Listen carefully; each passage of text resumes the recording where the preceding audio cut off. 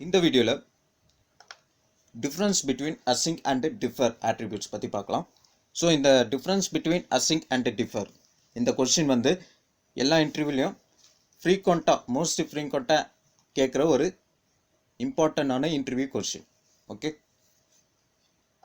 So இந்த ரெண்டு ஆட்ரிபியூட்டும் எந்த டேக்ல நம்ம யூஸ் பண்ணலாம்னா இந்த ஸ்கிரிப்ட் டேக்ல.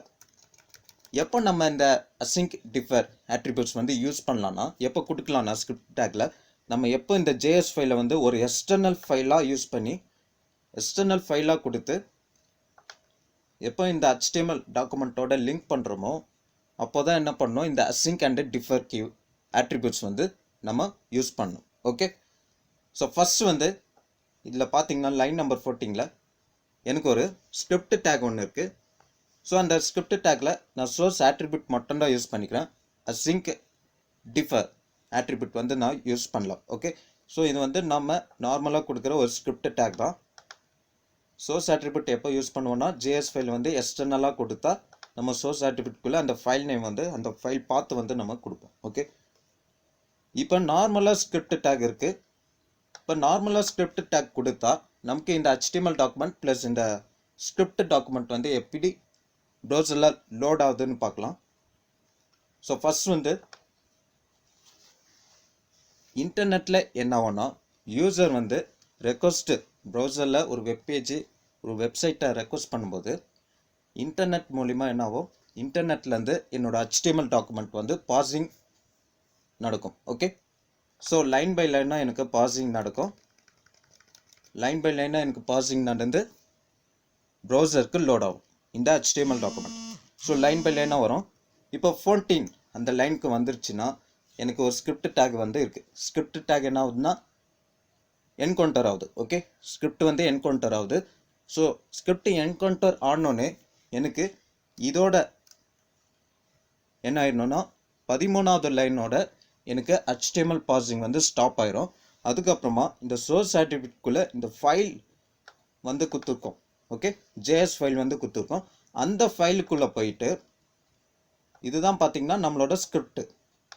இந்த ஸ்கிரிப்ட் வந்து லைன் பை லைனாக ஃபெச் பண்ணி எக்ஸிக்யூட் ஆகும். எக்ஸிக்யூட் ஆகி முடிஞ்சக்கப்புறமா தான் நமக்கு இந்த HTML பாசிங் வந்து கண்டினியூ ஆகும். ஓகே, இது வந்து எப்போ நடக்கும்னா நம்ம நார்மலாக இந்த ஸ்கிரிப்ட் டேக் கொடுக்கும்போது இந்த மாதிரி நமக்கு ப்ரௌசரில் லோட் ஆகும். அதுக்கப்புறமா ஃபைனலாக நம்மளோட HTML டாக்குமெண்ட்டில் லாஸ்ட் லைன் வரும்போது கம்ப்ளீட்டாக நம்மளோட டாக்குமெண்ட் ஃபுல்லாகவே ப்ரௌசரில் லோட் ஆயிரும். ஓகே, நெக்ஸ்ட் வந்து async attribute. ஸோ இந்த இடத்துல நான் என்ன பண்ணுறேன், அசிங்க்னு கொடுக்குறேன். நம்ம இங்கேயும் கொடுக்கலாம், இல்லை லாஸ்ட்டில் கூட கொடுக்கலாம். async attribute அப்படின்னு கொடுத்தா என்ன ஆகும்னா ஃபஸ்ட்டு இன்டர்நெட்டில் HTML டாக்குமெண்ட் வந்து பாசிங் நடக்கும். HTML லைன் பை லைனாக பாசிங் நடக்கும். ஃபெச் ஆகிட்டு என்னோட ப்ரௌசரில் லோட் ஆகிட்டே இருக்கும். ஓகே, லைன் பை லைனாக லோட் ஆகும்.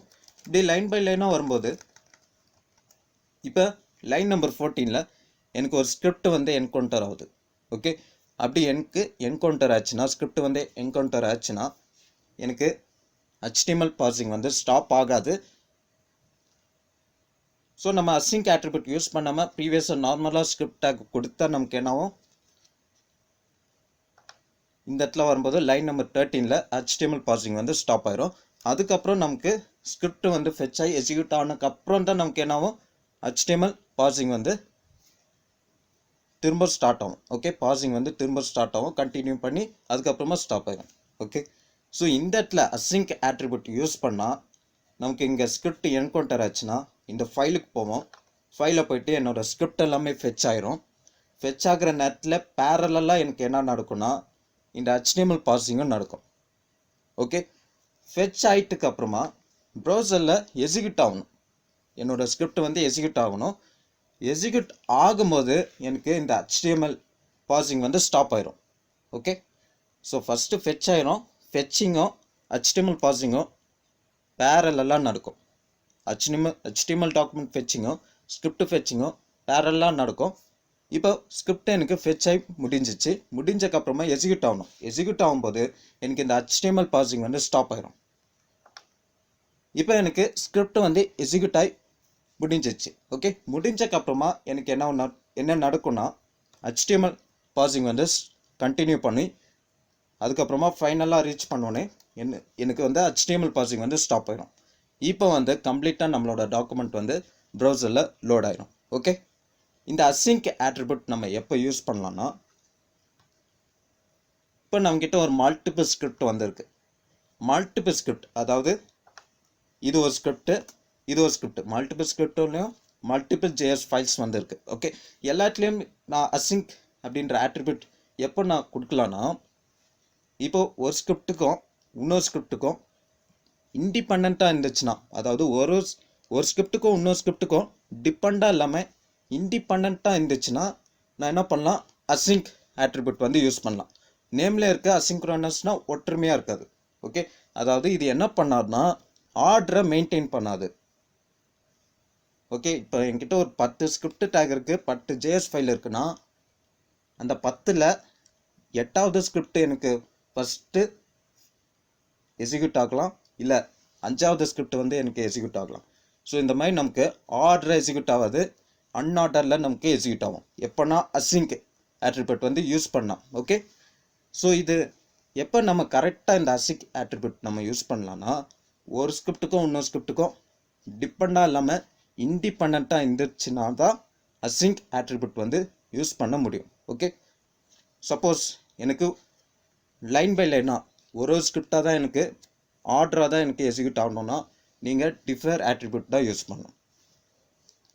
ஸோ டிஃபர் attribute யூஸ் பண்ணும்போது ஒரு ஸ்கிரிப்டுக்கு இன்னொரு ஸ்கிரிப்ட் என்னாவும் டிபெண்ட் ஆகிருக்கும். ஓகே, ஸோ ஒரு ஸ்கிரிப்டாக எனக்கு எக்ஸிக்யூட் ஆகணும்னா நீங்கள் டிஃபர் attribute வந்து யூஸ் பண்ணிக்கலாம். இப்போ டிஃபர் attribute எப்படி லோட் ஆகுதுன்னு பார்க்கலாம். டிஃபர், ஸோ ஃபஸ்ட் வந்து இன்டர்நெட்டில் என்னோட HTML பாசிங் வந்து நடக்கும், லைன் பை லைனாக ஃபெச் ஆகும். ஃபெச் ஆகிட்டு வரும்போது லைன் நம்பர் 14ல் எனக்கு என்ன ஆகுது, ஸ்கிரிப்ட் வந்து என்கவுண்டர் ஆகுது. ஓகே, ஸோ என்கவுண்டர் ஆனதுக்கப்புறமா எனக்கு என்ன நடக்கும்னா ஜேஎஸ் ஃபைல் வந்து ஃபெச் ஆகும். ஓகே, ஜேஎஸ் ஃபைலில் இருக்கிற என்னோட ஸ்கிரிப்ட் வந்து எனக்கு ஃபெச் ஆகும். பேரலாக எனக்கு என்ன நடக்கும்னா இந்த HTML பாசிங்கும் எனக்கு பேரலாக நடக்கும். ஓகே, இப்போ ஃபெச் ஆகுது, ஃபெச் ஆகி ஃபினிஷ்ட் ஆயிடுச்சு. அப்போது நமக்கு என்ன நடக்கும்னா இந்த HTML பாசிங் வந்து கண்டினியூ ஆகிட்டே தான் இருக்கும். எப்போ இந்த HTML பாசிங் கம்ப்ளீட்டாக முடியுதோ அதுக்கப்புறம் தான் இந்த ஜேஎஸ் ஸ்கிரிப்ட் வந்து நமக்கு எக்ஸிக்யூட் ஆக ஸ்டார்ட் ஆகும். ஓகே, இது எப்போ நடக்கும்னா நம்ம டிஃபர் attribute யூஸ் பண்ணலாம். ஓகே, ஸோ ஃபஸ்ட் வந்து என்ன நடக்கும்னா HTML பாசிங் வந்து நடக்கும். இப்போ எனக்கு ஸ்கிரிப்ட் என்கவுண்டர் ஆகுது, HTML பாசிங் வந்து ஸ்டாப் ஆகாது. இப்போ எனக்கு என்ன நடக்கும்னா ஸ்கிரிப்ட் என்கவுண்டர் ஆனோடனே ஜேஎஸ் ஃபைலில் இருக்கிற ஸ்கிரிப்ட் வந்து எனக்கு ஃபெச் ஆகும், பேரலாக எனக்கு HTML பாசிங்கும் நடக்கும். இப்போ எனக்கு ஜேஎஸில் இருக்கிற ஸ்கிரிப்ட் வந்து ஃபெச் ஆகி முடிஞ்சிச்சு. அப்போது எனக்கு என்ன நடக்கும்னா HTML பாசிங் தான் நடக்கும். எப்போ எனக்கு HTML பாசிங் கம்ப்ளீட்டாக முடியுதோ அப்போ தான் எனக்கு என்ன நடக்கும்னா இந்த ஜேஎஸ் ஃபைலில் இருக்கிற ஸ்கிரிப்ட் வந்து எக்ஸிக்யூட் ஆகும்.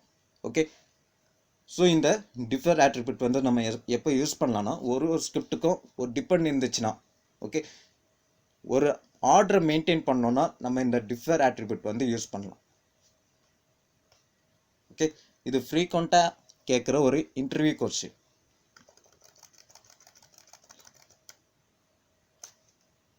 ஸோ நம்ம நார்மலாக டாக்குமெண்ட்டை வந்து ப்ரௌசரில் லோட் பண்ணும்போது நமக்கு எந்த ஒரு டிஃப்ரென்ஸும் தெரியாது. ஓகே, பட் இன்டர்நெட் மூலிமா இப்போ சில பேருக்கு வந்து இன்டர்நெட் வந்து ஸ்லோவாக இருக்கும், இல்லை சில பேருக்கு வந்து இன்டர்நெட் வந்து ஃபாஸ்ட்டாக இருக்கும். ஓகே, சப்போஸ் இன்டர்நெட் வந்து ஸ்லோவாக இருந்துச்சுன்னா நமக்கு இந்த மாதிரி ஃபெச் ஆகுது, எக்ஸிக்யூட் ஆகுது, பாசிங் நடக்குது எல்லாமே ஸ்லோவாக தான் நடக்கும். ஓகே, சிலெல்லாம் பார்த்தீங்கன்னா ஃபஸ்ட்டு ஒரு வெப்பேஜ் வந்து ஓப்பன் பண்ணோன்னே பிளாங்காக இருக்கும்.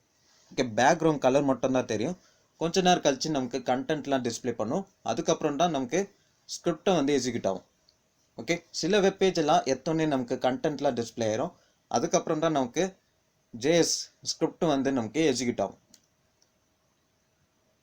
சிலர்லாம் பார்த்தீங்கன்னா ஸ்கிரிப்ட் வந்து எக்ஸிக்யூட் ஆயிரும், அதுக்கப்புறம் தான் நமக்கு கண்டென்ட்டே டிஸ்பிளே ஆகும்.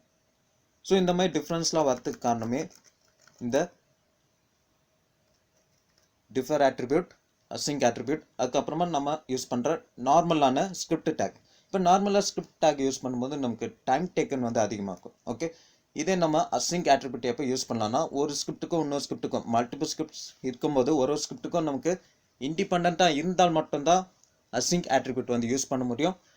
பட் சப்போஸ் நமக்கு வந்து ஒரு ஆர்டர் மெயின்டைன் பண்ணோன்னா, ஒரு ஸ்கிரிப்ட்டுக்கும் நம்ம ஆர்டராக எக்ஸிக்யூட் ஆகணும்னா நம்ம சூஸ் பண்ண வேண்டிய ஆட்ரிபியூட் வந்து இந்த டிஃபர் ஆட்ரிபியூட். ஓகே.